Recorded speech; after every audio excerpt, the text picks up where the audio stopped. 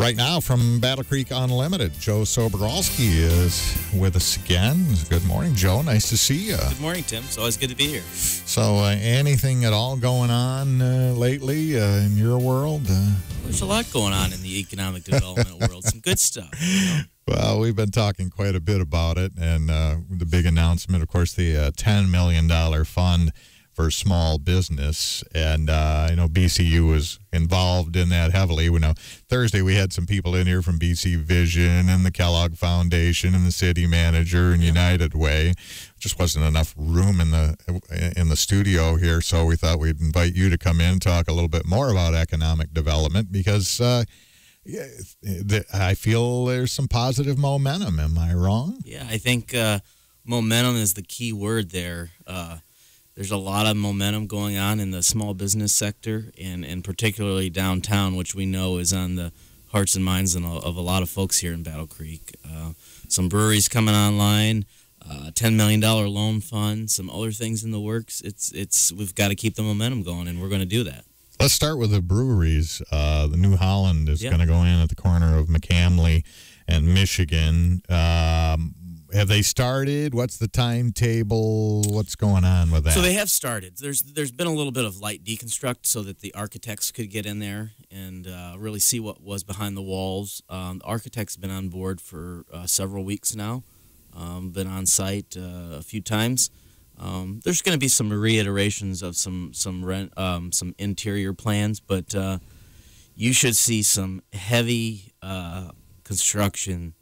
The September, October period, and then they're off to the races. So they're hoping to be, if you see their rendering sign downtown, it says summer of 2019. That's open by summer of 2019. If things go well, maybe a little sooner. Well, that'd be great. I was down at the breakfast table, stood on a bench looking up McCamley toward Michigan and got a nice picture of that building, thinking to myself, boy, that's going to be something when they get that done. It's going to be great. That's going to be really a nice centerpiece for our downtown. And any idea if it's probably way too early, but I love those skylights on the second floor of that building. I don't know if they'll be able to resurrect those. They've been covered up for years. Yeah, so plans right now, I believe, are production in the basement, retail brewery space for the public on the first floor. And the second floor is just going to be kind of to be determined as they grow. But I can tell you I've been in the building with them several times, and everybody points to those skylights. And they're about preserving the building as well. So I believe those are going to come back.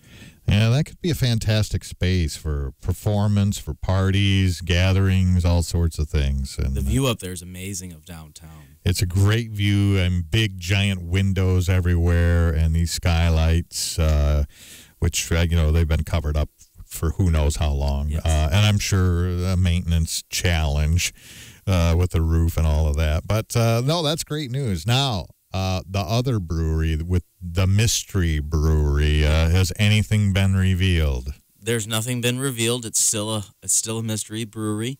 Things are still working their way through, but hopefully next several months people should know, and we'll be off to the races. Now, do you know? Do I know? Yeah. Well, I have to sign the paperwork, so. So if we get some waterboarding guys in here, we could. Now, what is the reason that we can't reveal it yet? Are the people involved already working for other breweries? Well, it's just their wishes not to have it be known at this point. Okay, all right. Any idea what the timetable might be there? I think if everything goes to plan there, they would open fall of 19. So we'd have a spring-summer opening with New Holland, then we'd have a fall opening with a new brewery. And then we're working with somebody else on 119 West Michigan. So now, which property is that? That's the old Anson Hotel. Oh, okay. Yeah. And now that wouldn't be a brewery, would it? Or it could be, I guess. It possibly could be.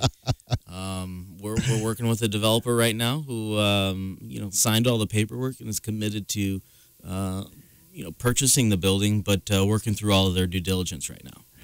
Well, the other two buildings, we're talking 19 Carlisle. That's where the Mystery Brewery will be going in. And then I forget the number on the one down at McCamley and 64 West Michigan is where New Holland's going. 119 Anson is the third building, and then 15 Carlisle.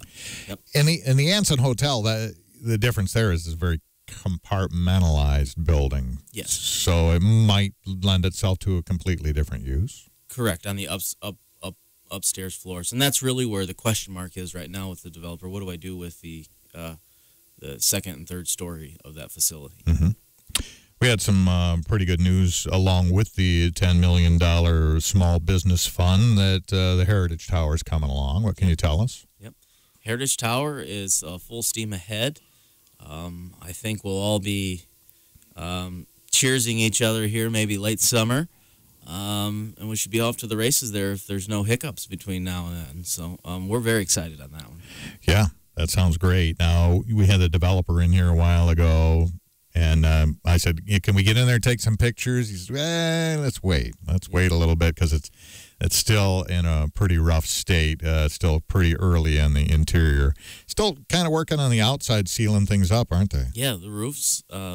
I believe the roofs are done. They're still doing some work on the exterior as far as the brickwork. And, with a lot of those things already done, once you hit the go, you're that much further ahead. And what I didn't realize, too, and I think maybe it was you that told me this on the radio, that I think about Heritage Tower, and I think, well, it's got a roof the size of this studio. How tough can that be? But that building really has a lot of roofs. Yeah, I think they said 16 roofs, right? 16 roofs, all that were not maintained as they should have been, as that building kind of was in limbo for a while. Yep. And so now we have to fix that up and then undo that damage. Yeah. And, if you were at the announcement of the $10 million loan fund, Mark Harmson was there, and he talked about how the community stakeholders came together for this project. There's a lot of involvement from different parties on that project. Battle Creek Unlimited just being one of them, but you got the Community Foundation, Kellogg Foundation, the city, and others that have really stepped up. It's been a team effort. Yeah, absolutely. We see evidence of that. A lot of different people working hard. What's the next big thing? What's the next big thing? Well, let's not forget about McCamley. Right. Hotel is being upgraded to DoubleTree. Be Battle Creek DoubleTree. That's underway. They have that plaza space too, which I think they're toying around with some ideas of how to get that going and make it part of the community and make it open to the community, give it a little fresh face. I think we're going to you'll see some announcements maybe late summer, early fall. We need some additional restaurant options in Battle Creek, and I think BCU might be willing to take that on as far as the same approach that we did with the breweries. Oh, so offer X amount of dollars for somebody who will come in with a particular type of development and take over a building that needs a future. See what we can do. Yeah, see what we can come up with. That seems to be working pretty well so far, and it's about keeping that momentum going. We've got to have multiple choices for people that come into town. Yep. Joe Soboralski of Battle Creek Unlimited is chatting with us this morning. I know I haven't asked you yet. Everyone knows I will. Any news on the missile base at all? It's still stay the course. There's we've heard May, and now May's gone through, and we're into June. So, no new news. I guess that 60-day drop dead from December 8th or whatever it was, that wasn't in the, yeah. So, but no bad news that we have to be concerned about? No bad news. We think we're still in the top 2 or 3, maybe? Yes, absolutely. We still think we have the best site. Yeah, obviously, and we certainly have a big advantage with our airport, I think. Absolutely. Yeah, absolutely. So that's a good thing. Well, keep our fingers crossed on that.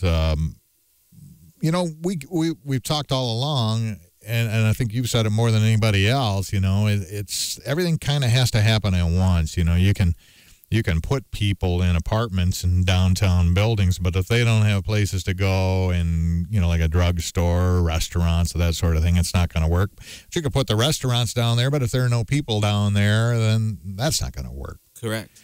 So. Again, stay the course, but the next step, I guess, trying to get these small business loans to work to our advantage and fill up stores. Yeah, that's the next phase. So, we can inject a little capital to make some things happen like a brewery come, but we've got to get that entrepreneurial spirit of these small business owners creating, getting loans and doing stuff that they're loyal to Battle Creek, and they're going to help grow the economy and bring attention to the economy, the local economy downtown. So it's just another piece of the puzzle. You think there are entrepreneurs in our community that don't really know they're entrepreneurs because they never thought they'd have a chance? Absolutely. I can tell you without disclosing how many, I was told that the group from Northern Initiatives they were inundated instantly with inquiries, which they've claimed to have never had in other communities when they've made announcements like this. And just to back up, Northern Initiatives is sort of the third party that the Kellogg Foundation is bringing in to kind of administer this Absolutely. fund. Yeah. Loan officer, business plan support, all of that good stuff. Right. Yeah, they're not just going to hand over the money. They're also going to say, hey, here's how you keep the books. Yep. Another tool in the toolbox. Yeah, absolutely. So already, people are talking about this. We could have a downtown studio, where, rap artists could come in and record and, or we could have a dance studio downtown, and obviously we need a drugstore. Maybe BCU could pony up a little extra dough for a drugstore. Well, I think there's one coming downtown. Oh, really? Yes, there is. My goodness, do tell. I don't know the details on all of that, but there is one in the works, and it's coming downtown. Well, that's sorely needed. Yes. And if we get people living downtown in the Heritage Tower and in the McCamley and a few other apartments starting to spring up, then all of a sudden they've got regular clientele. And down at the Cereal Festival, I was talking with a lot of people. I said, imagine if it could be like this or even a little bit like this every day down here. Mm-hmm. And I was reminiscent of a couple of summers ago when this Pokemon craze was going on. Yeah. And we were sitting outside at Claris on the River listening to Terry Lauer's band play outside there every Wednesday, Thursday, and Friday, by the way. And all 1,000 people are down there on the Linear Parkway next to the river walking around staring at their phones, and they stopped to listen, and we chatted with a bunch of them, and there were people we know that we hadn't seen in a while that were down there. I mean, if we could get to that, man, that would be really great. So when you get out of here today, what are you going to be working on? What's top of BCU's list right now? BCU, we've got a lot of activity out at the fort. A lot of inquiries. So we've got a lot of follow up to do with some companies, and if things go well with a lot of these inquiries, we could see some new construction in the next 6-18 months. So. And we forget, too, we've been talking about downtown a lot. You guys are just kind of helping out there with a few properties. The focus of BCU has traditionally been the Fort Custer Industrial Park. Correct. And we've got new properties out there just waiting for people to move in and build factories or businesses. Yep. We're ready for them. We're ready. We are ready. We're much further along than we were 18 months ago. There was a lot of talk about marijuana businesses knocking on your door. Has that cooled off a little bit? Yeah, we were inundated. We were getting multiple calls daily. But it's really kind of subsided.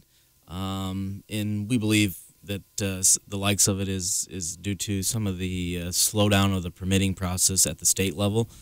We still get inquiries, but it's slowed down pretty drastically. Well, I think the voters may be having a say on possible legalization or whatever, and maybe some of these businesses want to wait and see what happens because it might change their whole business plan. Yeah, yes. Yeah, so, the legislature had a chance to maybe step in and take some action, but, of course, they're not going to do that in an election year. They'll let the voters decide, and so we may not have much movement on that for several months then for these marijuana businesses, which will make some people happy. I think some people thought we might be moving too fast on some of these, and there are a lot of concerns that we probably still need to talk out as a community. Yeah. Well, Joe, thanks for being with us. Certainly good news about that $10 million. We're 2/3 of the way funded already. I can see that they'll probably make that $10 million, and boy, that's going to be a great tool for you and others downtown working to fill up storefronts. Absolutely. Yeah. And it's a pleasure being here, and I look forward to coming back here again soon. Thanks, Joe. Joe Soboralski of Battle Creek Unlimited.